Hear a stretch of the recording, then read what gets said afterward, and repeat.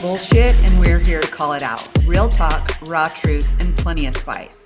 Welcome to She Who Thrives. We're your hosts, Caitlin, Mindy, and Harrison. Today's episode is extra special. As most of you know, October is Breast Cancer Awareness Month, and we have an incredible guest with us today. She's somebody who embodies courage, resilience, and leadership. She's not only a breast cancer survivor, but also the first female mayor of her city, breaking barriers while navigating one of the toughest journeys of her life. On this episode, Mayor Michele Randall is sharing her story with honesty, heart, and a little bit of humor. We'll talk about the challenge she faced during her treatment, her diagnosis, how she found strength, and the lessons she learned along the way. A little side note, she's also our Aunt and Mindy's oldest sister. And it's funny because we always tease her about being the mayor. Whenever we're at family events, we're like, okay, mayor. But it really is something that she should be so incredibly proud of.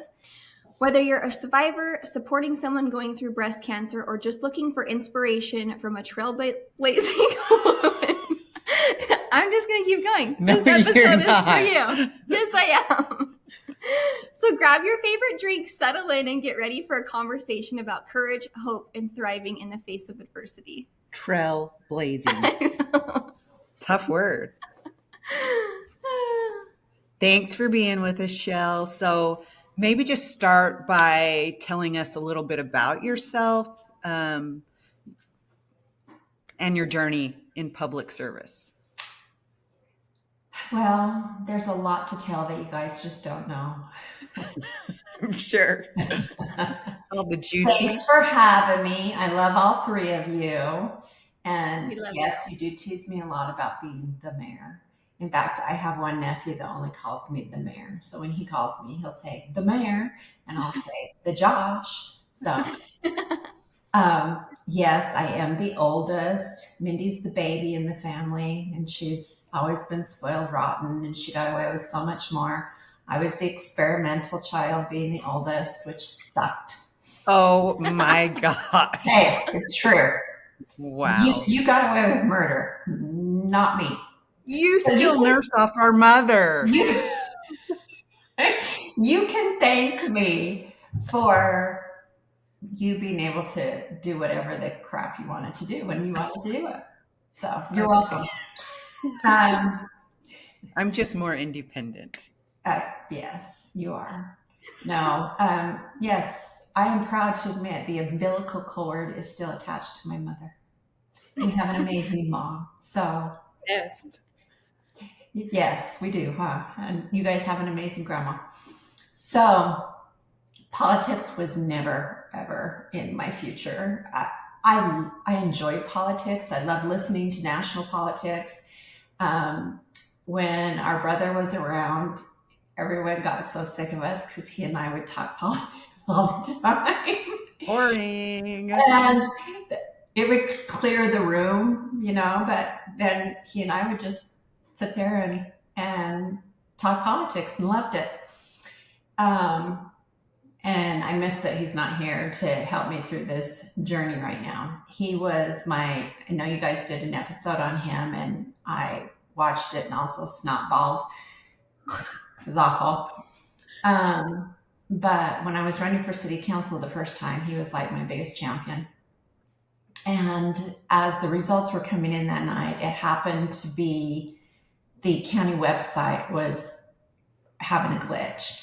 And so he just kept refreshing the computer to see if the results were in. And it took him until 10 o'clock to get the results in. But you could tell he was so proud and so happy that I had dominated that race. And when I was trying to decide, so what made me get into politics? My husband and I and my parents both owned Dixie Ambulance Service. And we had purchased that in 1999. We paid $3 million for the business. And in about 2011 or 2012, an ambulance service from up north came down, and they told the city that the state was going to do an audit on us to see if we were doing things the way we should be doing things.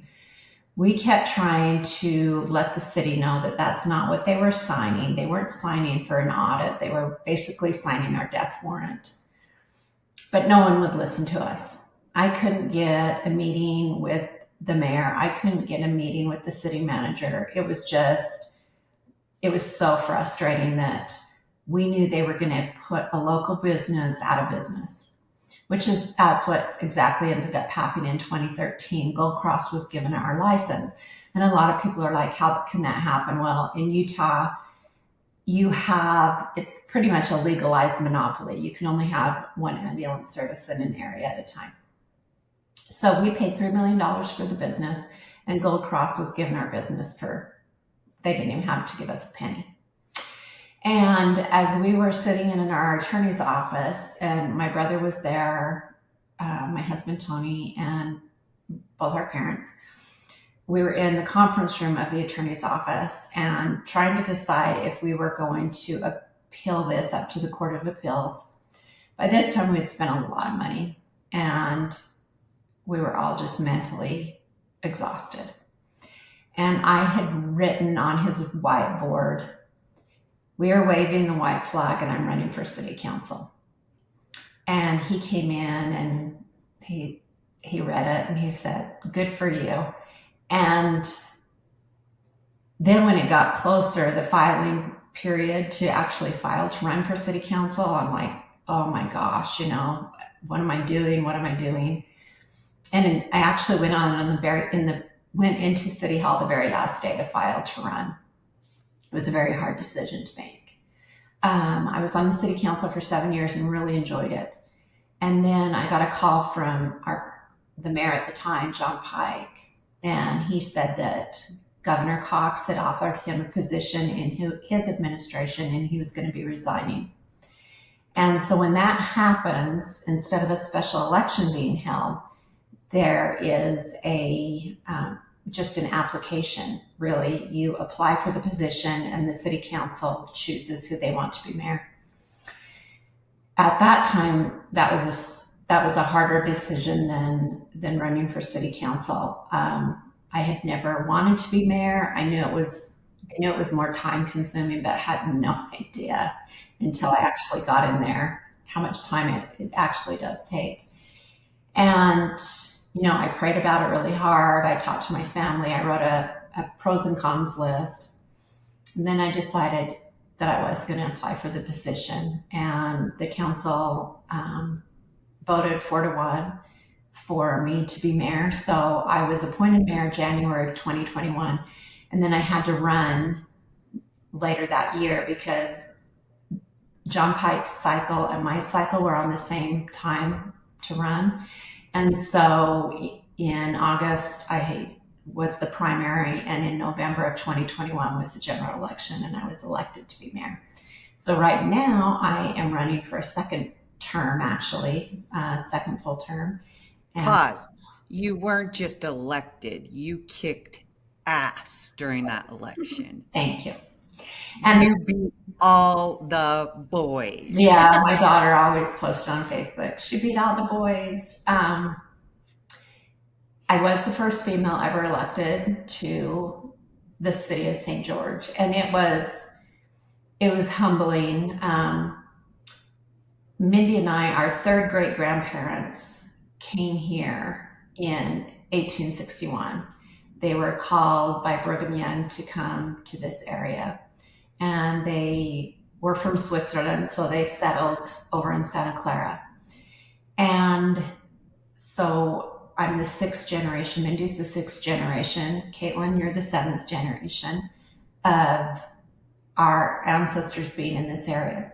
The day that I was sworn in, it was really emotional because I was thinking, I hope they're really proud of what this city has become from being a barren desert.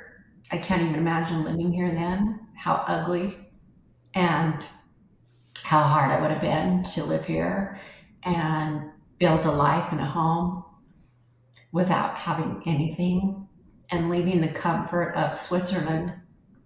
The Staley home is still over in Switzerland. One of these days, we'd love to go over there and see it. I wish I would have known about this when I was in Switzerland. Yeah. Because I would have loved to have gone and found it. So Crest Staley he, our third great grandparents are his second great grandparents, and he just got back from Switzerland. And when he goes over, he visits that home. And it's now owned by another family, but they're the first owners outside of the Staleys that have ever owned that home. And it's in amazing shape. It's a beautiful home, 2-story home. I can't imagine leaving that home and then having to come here and just camp basically for a while. And now we live in a thriving, beautiful city. St. George is the 5th largest city in the state of Utah now. We have millions of visitors that come every year to visit Zion National Park, go to Tuacahn Golf. And that's one of my favorite things about being in this role. Just yesterday was the 49th St. George Marathon, and we've become one of the most known marathons in the world. People love to come and do our marathon. And we take it for granted because we're here every day. We take for granted the red rocks. Like I'm looking out this window right now and I can see Pine Valley. And the lava rock and the volcanoes, and people come and they're awestruck by the beauty that we have here. And now, we have so much green, the trees, the golf courses, the grass, Santa Clara has always been iconic. You drive down the main street of Santa Clara and those beautiful sycamore trees. And I remember as a little girl when we lived in Arizona and we would come to St. George to visit before the gorge was built on I-15. You'd have to come up Old Highway 91. And so we always would go through Santa Clara. And I remember once we got to Santa Clara thinking how pretty Santa Clara was with all those little trees and the fruit stands on the side, and knowing that we were getting really close to Grandma and Grandpa's house. But just yesterday at the marathon, I had a gentleman stop me and he said, "Are you the mayor of St. George?" And I said, "I am." And he had recognized me from my campaign signs, which I didn't look like I did on my campaign signs yesterday. He said, I'm visiting from Florida. He said, "My wife is running the marathon. This is her 11th marathon, but this is the first time she's ever run in St. George." And he said, "I have never been to a more beautiful community." He said, "The cleanliness." He said, "I literally saw one of your park's employees scraping gum off the sidewalk with a screwdriver." And he said, "I've never seen that anywhere we've traveled." And he said, "You have so much to be proud of." He said, "We will be back." He said, "It's just amazing here." And I thanked him and told him that I thought so too. And I never take credit for that and saying, "Yeah, look what I've done." Just like with the marathon yesterday, I made a post on Facebook and I get to do the Mayor's Walk, and my family has always been really good to come in. We had the least amount of family there yesterday. Everyone had something to do, but we do the Mayor's Walk, and it's really beautiful to watch the sunrise, and you're down at the finish line to watch the runners come in. But I made sure that marathon and all the logistics that go into it, every porta potty is rented in the entire county. What they do to put on that marathon and the hours they work, that all goes to them. I try and give our employees credit for everything good in this city, because without them, from the person that plants the flowers to the street sweeper, to the city manager, to the police officer, to that park employee that is really taking gum off the sidewalk, that's what makes our city amazing. That's why I love being mayor of this city. It's an amazing place to live. Yesterday, after we did the walk, I walked up to go to the bathroom, and there was about 5 city employee guys standing there that were cleaning the bathrooms. And I said, "You guys have a really crappy job." And they all started to laugh. And so when I came out, I'm like, I just want to thank you guys for what you do. Like, you keep all of these parks so clean. The bathrooms are always so clean. And they're like, thank you so much. That means so much. And then every time I went up and went to the bathroom, they stopped me every time. They're like, you're up here a lot. I'm like, I'm trying to drink water. It's so hot out here. Even to my house on the 7, at least once a week, it seems like there's people picking up trash. And it's actually crazy to see how much trash that they pick up. There's people probably just throwing stuff out the window, it seems Traveling, like. yeah. But yeah, they are always picking up trash and making sure that the whole community is so clean. Yeah, I think that's huge. We forget that it takes a whole village to keep it that way. And those people, yeah, you can give mayor, city council credit, whatever, but sometimes people forget, hey, it's everyone. Mm-hmm. It's these guys too. It takes everyone, and we have amazing employees, and they really take pride in their work. And for somebody like you to tell them thank you, it goes such a long way. I always try and thank them when I see them, and but just for the regular public to stop and say thanks for what you do, it means a ton. Because I go up to Salt Lake and you drive around. Hey, let's talk about traffic. Just go to Salt Lake or Vegas and then come back here. Come on, people.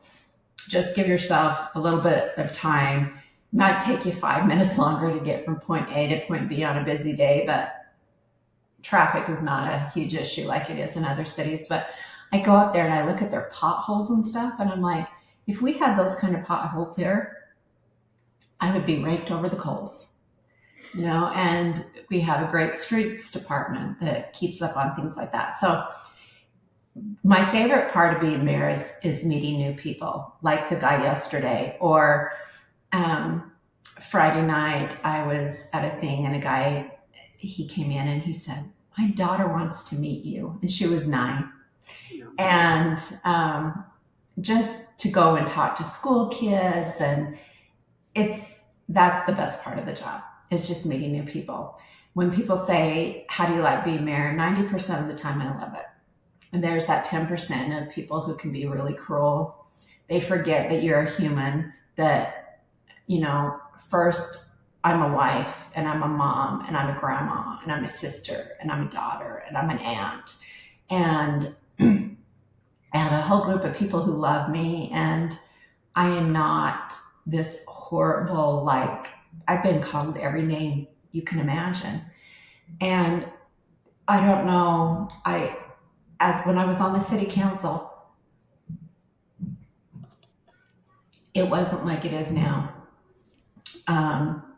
People have just become more cruel, more mean. We just have less kindness, and we need to reset. I mean, our entire nation, look at it.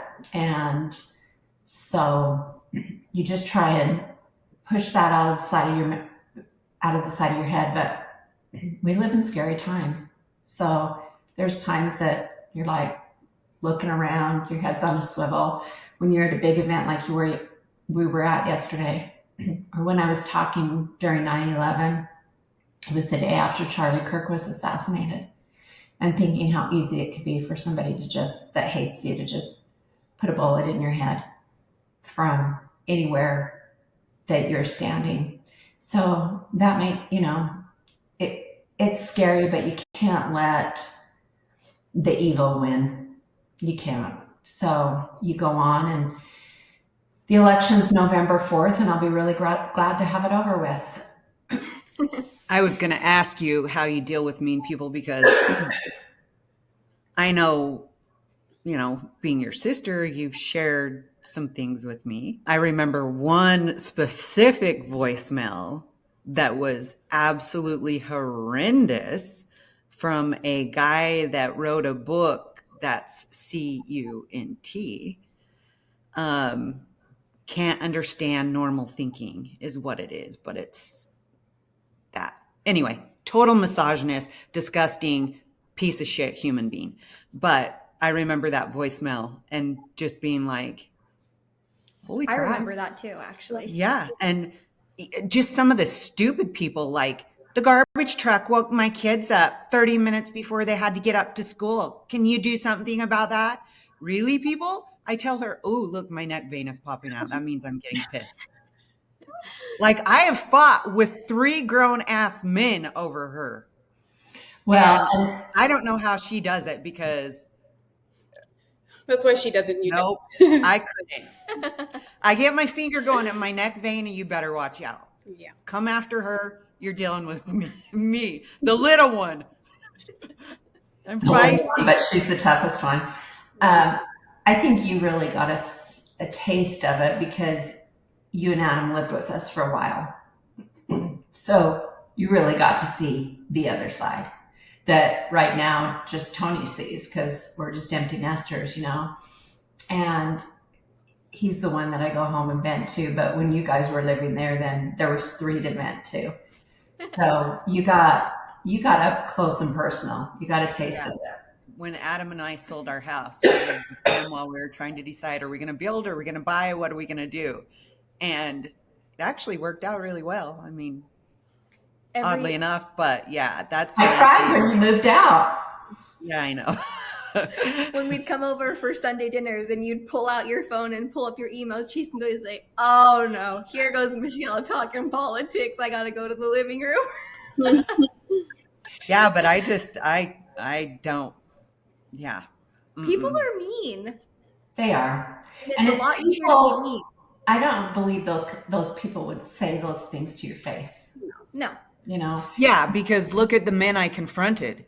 I mean, when I was up right in the one guy's face, he was shaking like damn leaf over me.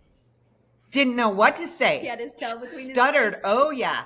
People came out and said to Adam, like, why aren't you up there? And he's like, can you see her? I'm standing right here. She's handling her own business. If something comes up, I'm right here to jump in, but she's fine. He's shaking. Pansy. Yeah. He's still mad about it. Oh.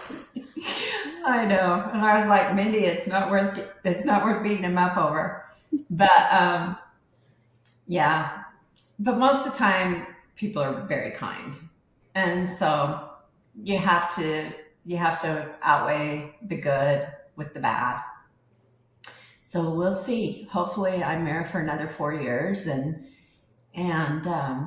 yeah, because what are we going to call you when you're not the mayor anymore? Old mayor. Grumpy. Old mayor. Queen. Former mayor's calling. Okay, now we want to talk about your breast cancer journey. So Kate's going to go ahead and get into that. Okay. So were you good about, doing self-exams and, getting mammograms and those things before your diagnosis? I was faithful about self-exams and getting a mammogram every year. I started the year that you're supposed to start. Now it's 40. I think it used to be 45. I can't remember for sure. But I was very faithful. And I went in for a routine mammogram. The next day, I was going to the pool with my youngest daughter, Carly, and her kids. And they called and told me that I needed to come in for an ultrasound. That's happened before. I wasn't worried at all. So I went in for the ultrasound. And it was taking the ultrasound tech forever. And she finally left the room and then she came back with the radiologist. And that was odd, but I still wasn't nervous. And he said, I see something on the mammogram. He said, it almost looks like a scar. He said, were you ever injured? Was your right breast ever injured? And I'm like, not that I recall. And he said, well, I just want to schedule you for a biopsy just to be safe. And I said, okay. And I still wasn't like a nervous wreck, but to wait for that biopsy, they only do biopsies on Mondays. So this was like a Thursday or Friday, and I had to wait like 10 days to get a biopsy. So I went in for a biopsy, and I will be honest, that hurt like hell. There were 2 nurses in there with me, and then the radiologist, but you have to be in the mammogram machine and you can't move. And I'm just not sure he gave the lidocaine or whatever he shot me up with long enough, because the second he reached in with that needle and I felt it, And the nurse that was holding my hand, she's like, "You felt that, didn't you?" And I'm like, "Yeah." And she's like, "You're white as a ghost." And I'm like, "Yeah, it really hurt." But anyway, they said the results would be back in about a week. And that was a Monday. And the next night, I was home alone. I don't know where Mindy and Adam were. I know that Tony was out with two of my nephews, Brady and Shad. And it was in the evening, and my doctor called me. And when I answered the phone, she was crying. So I knew instantly that the news was not good. And she told me that I had, it was called lobular carcinoma, and that 10% of women have that. Usually 90% of the women have ductal breast cancer, but mine was lobular. And that she would schedule me with an oncologist, asked what oncologist I preferred. I was just sitting on the phone crying, not really sure what to even ask, because I was just so certain it would be fine, because there's no history of breast cancer in our family. And then Tony and Shad and Brady walked in, and I was in the bedroom sitting on the bed. I'm still on the phone, and they see me crying, and they're all looking at me, and I just mouthed the words, "It's cancer." And Tony was just in shock. When I got off the phone, both of my nephews had long hair at the time, and they're consoling me, and they said, "If you have to go through chemo, we'll shave our heads." And they love their hair. They Both of them love their hair. And I said, "Well, let's not get ahead of ourselves." Tony called our kids, and I remember Mindy and Adam getting home, and I told Mindy that it was cancer, and we cried, and my daughters came over and they sobbed, and because when you hear the word cancer, you just, automatically think a death sentence. Anyway, I got into an oncologist. They sent me to a surgeon. The surgeon, so I had to go get an MRI. And I've had MRIs before, but this time you have to lay down. You're laying on your stomach, and there's 2 holes cut out for your breasts to go through. And the only thing I kept thinking about when I was doing that MRI, that song kept going through my head. Do your ears hang low? Do they wobble to and fro anytime? Because we used to sing all the time, "Do your boobs hang low? Do they wobble to and fro?" And so, I even said that to the MRI tech, and he just started laughing, because I'm like, this is just a weird position to be in. Anyway, I went into the surgeon, and I made sure I did my due diligence on the surgeons, and I picked one that has the very most experience with mastectomies or lumpectomies. And when I went in, he told me, he said, he literally used the word miracle. He said, "It is a miracle that the radiologist caught this." He said most radiologists wouldn't have seen it, because lobular cancer grows either in a straight line or it spreads out like a spider. It doesn't produce a lump. So any time I would have done a self-exam, or a doctor had done an exam on my breast, they wouldn't have ever felt a thing. And the whole time, if I hadn't been faithful on my mammograms, I could have just had cancer continuing to grow. And I told him that I had called some women that I knew had lobular carcinoma, and the ones that chose a lumpectomy, it always came back. And so I told him I wanted a mastectomy, and he just said, "Good choice." So we scheduled that, and went in and had a double mastectomy and reconstruction at the same time. And that was a 6 to 7 hour surgery. And then after that, the margin wasn't clear. So I had to go back in and have a second surgery.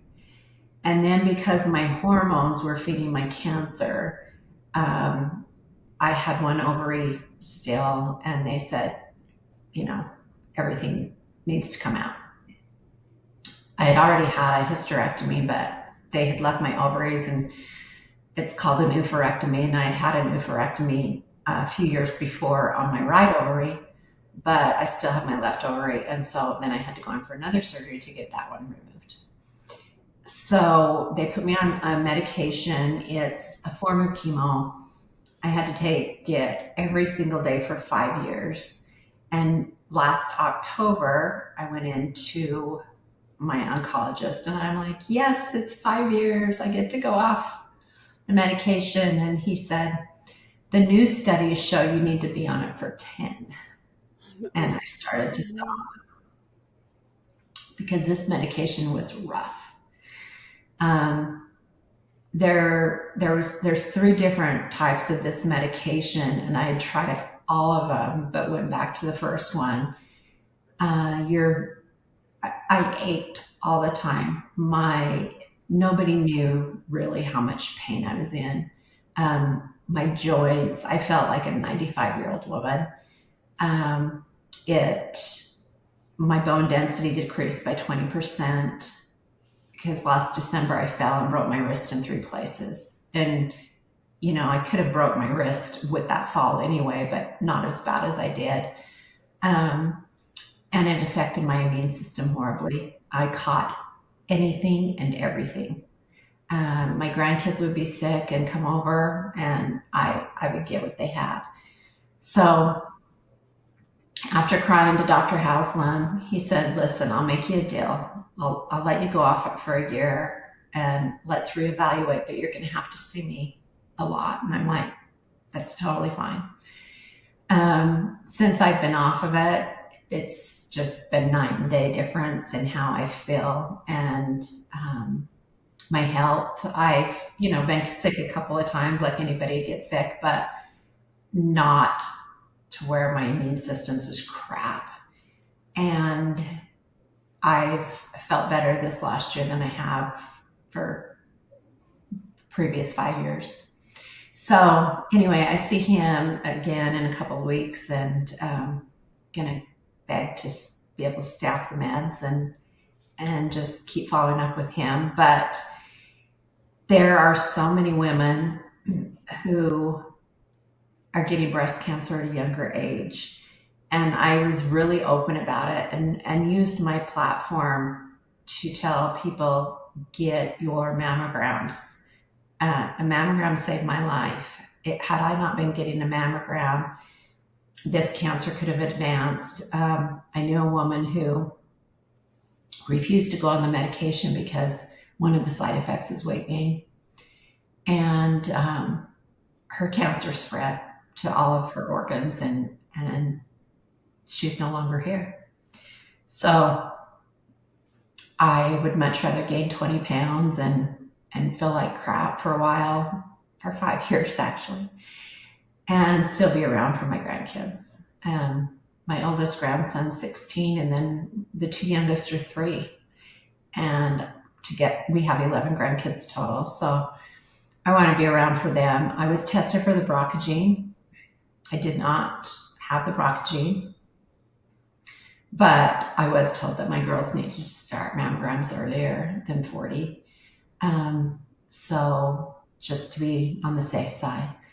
But it was a journey, and it wasn't an easy journey, but it's something that I would do over again in a heartbeat, to still be here. And I was happy to talk about it.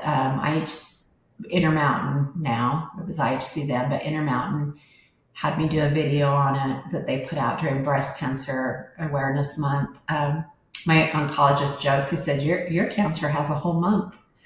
Mm-hmm. It is true. And you almost feel guilty because there's so many other cancers out there that don't get the attention breast cancer does.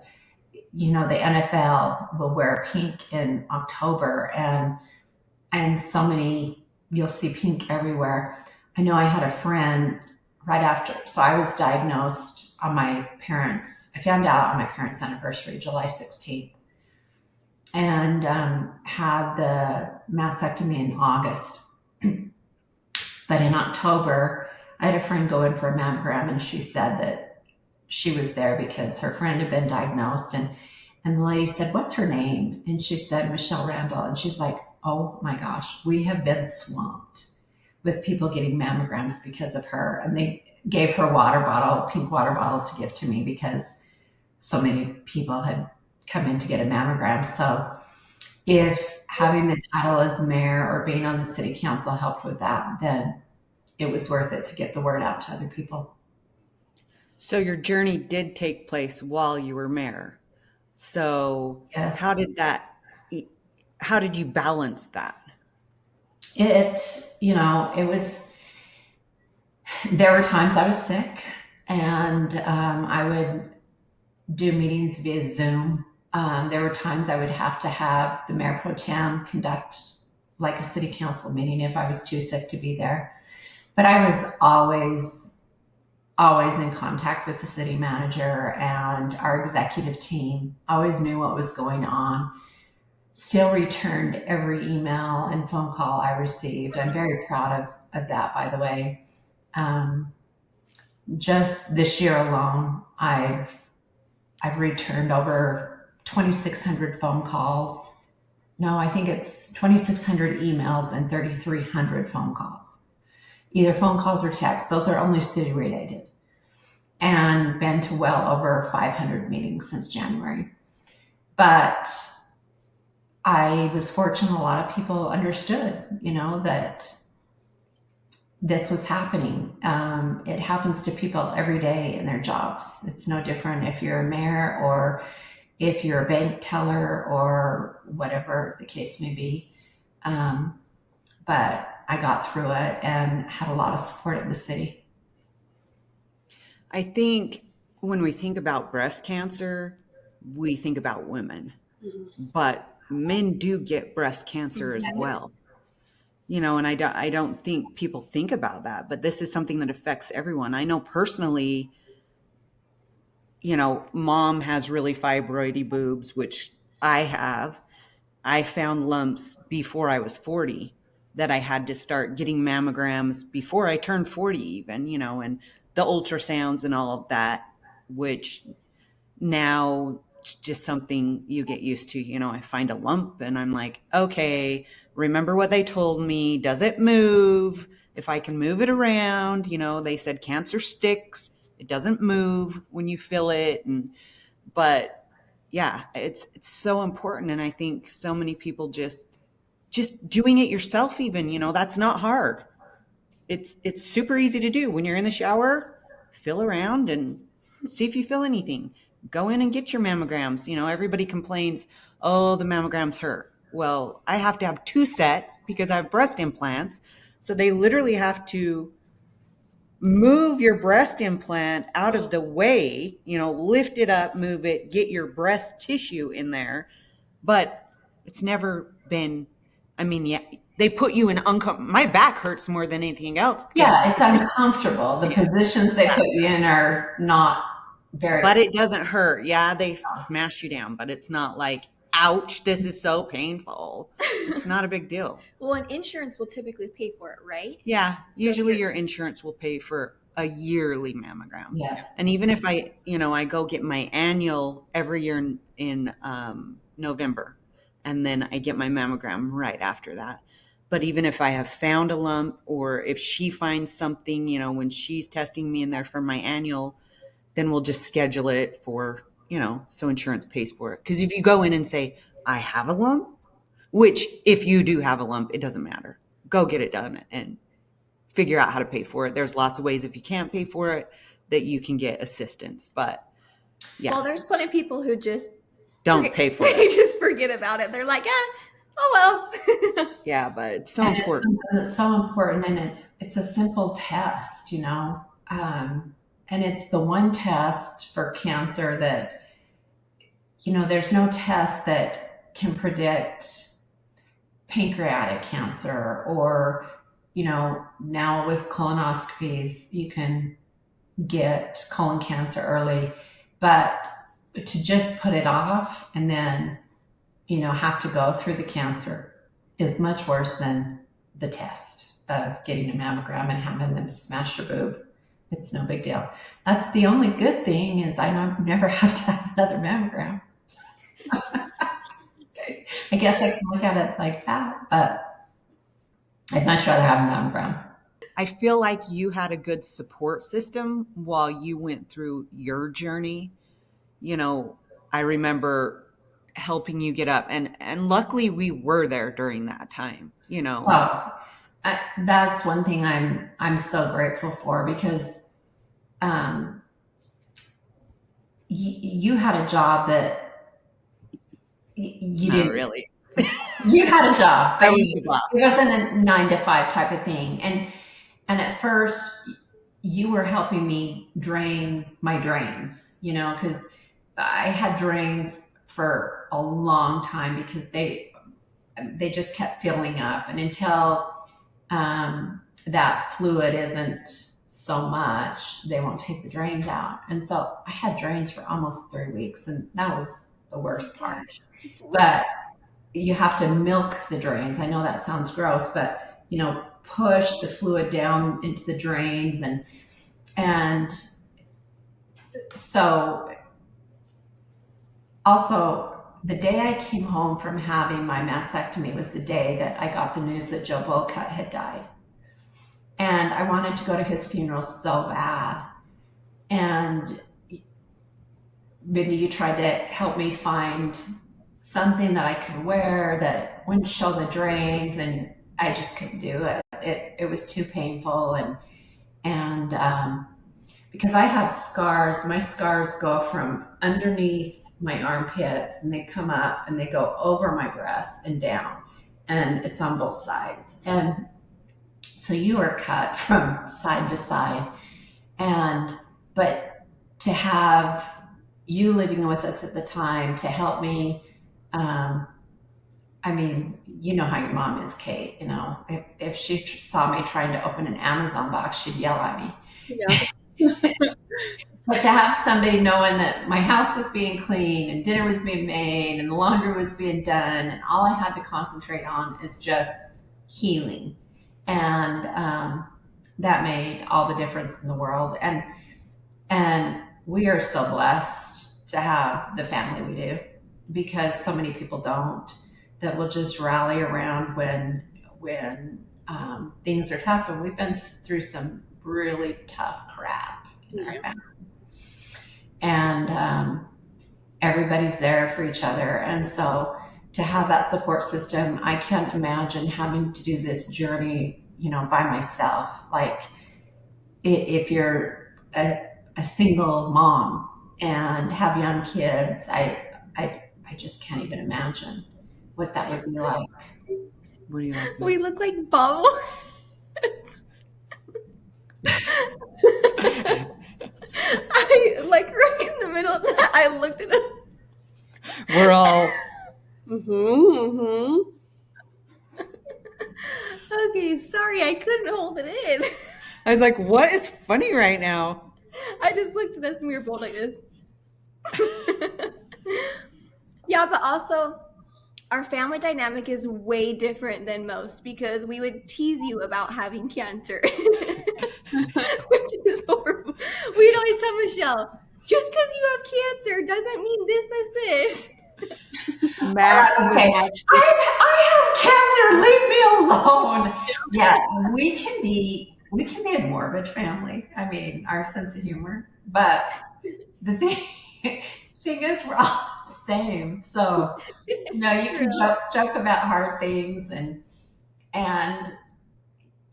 humor gets us through a lot. Some people might not understand all of our humor, but hey, it works for us. Max was talking about that yesterday as we were watching the marathon runners come in. Max is our nephew. From another mother. Yeah, from another mother, but he's our nephew.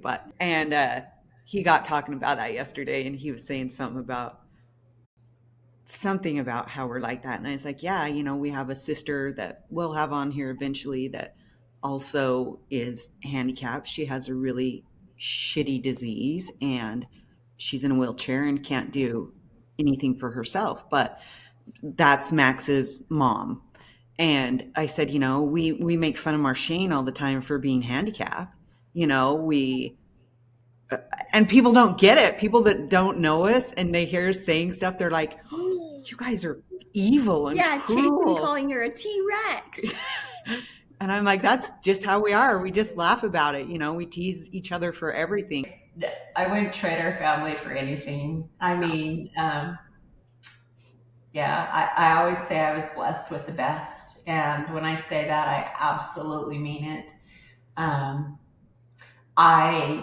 I desperately miss my grandparents. Desperately. I was with Mom the other day and we drove down their street and I told her I haven't driven down that street since they died. Because I have such good memories there. I mean, amazing memories. And then our parents, I mean, my dad right now during this campaign, our dad's going to be 79 in December, and he's right there out there helping with campaign signs. And I send him a text and say, this person wants a yard sign, and he's right on it. I don't think I've delivered one yard sign. It's been Dad that's done it all. And Mom putting yard signs together for me. And it's just, and my nephew's going out. Tony's health isn't good enough to go out and pound in yard stakes. And then I only have one son who lives here who his schedule, he's a detective and his schedule's ridiculous. And so both my sons-in-law, they work out of town, and so they're here and then not here, and here and not there. So, my nephews has been great to help, and it's just, I can call on anybody anytime for help, and I know that they'll be there. The morning we all got the news that Brady had passed away, and Brady is my oldest nephew, Mindy's oldest nephew. He's our sister's oldest son, and he passed away. Your sons are my oldest nephews. What? Oh, your sons are my oldest sons nephew. Are. Brady's my oldest nephew. My sons are your oldest nephew. That's right. But I had a son, and Mindy has sons that were really, really close to Brady. And that morning, I mean, we all rallied. We were at Marshane's all day, late into the night, and we're there for days. And helping wherever we needed to with the funeral and everything else, because she wasn't in the position to do it physically or mentally. And so we've just always rallied. And, I love each of you dearly. And I know that if I needed you, you'd be there in a heartbeat. And Caitlin, get out of Missouri and get back to Utah, okay? Nobody knows how hard it is to be away from you guys. No, I couldn't. I couldn't live anywhere else. I couldn't be away from. She would stop eating if she moved away from Mom. Grandma. Her peanut butter and honeys? No, her breast milk. Breast dust. You're probably getting breast dust this time. When Adam and I sold our house and we were trying to decide, well, the market was so crazy at that time. Do we build? Do we buy? What do we do? And I remember you saying, why don't you guys move in here until you decide what you're doing? We've got the room and you cook and I don't, and you can do this and when we talked about it, I told him, I said, I feel like we're supposed to be there. And I gave him 3 specific reasons why. And every one of those, when it came to the health, I said, either something really bad is going to happen to Tony or something's going to happen to Michele and we're going to need to be there to help her, which it actually ended up being both of you. Tony had Another one was your dog. while you were there. That happened. All of them, all three of those reasons happened while we were there. That's when he really started to know that I really do have a weird sense that he needs to listen to. What message would you like to leave for those affected by breast cancer? It doesn't have to be a death sentence. The survival right now is much better than it used to be. I'm not going to say it's easy, but you can do hard things. And just please get your mammograms regularly so that maybe you don't have to be one of those that have to have breast cancer. But you can always get on the other side of that mountain and live a normal, happy life. And where can our listeners connect with you to learn more about your initiatives? So I have a website, michellerandall.com. I also, people can call me. My phone number is 435-632-9116. If I don't know the number, I don't answer. But if you want me to call you back, leave a voicemail, and I definitely will. And if you're not registered to vote, get registered to vote, because the local government the closest government to you is the most important, and that is your local government. Well, Michele, thank you so much for being our guest and sharing your journey with us about being the mayor, your breast cancer journey. Her story reminds us all that courage, resilience, and hope can thrive even in the hardest times. Whether you're a survivor, supporting someone, or simply seeking inspiration, know that you're not alone. And if this episode inspired you, share it with someone who might need to hear it. The tip for this week is to prioritize your health. It's the ultimate act of self-love. Schedule your screening, check in with your body, just listen to what it's telling you. Taking care of yourself isn't just important, it's really powerful. Every small step towards health is a victory worth celebrating. Well, thank you for hanging out with us on today's episode of She Who Thrives. Don't forget to like, subscribe, and share with a friend. We'll be back next Wednesday with a brand new episode. But until then, remember, no matter what you're doing in life, do it to the best of your ability and always strive to thrive.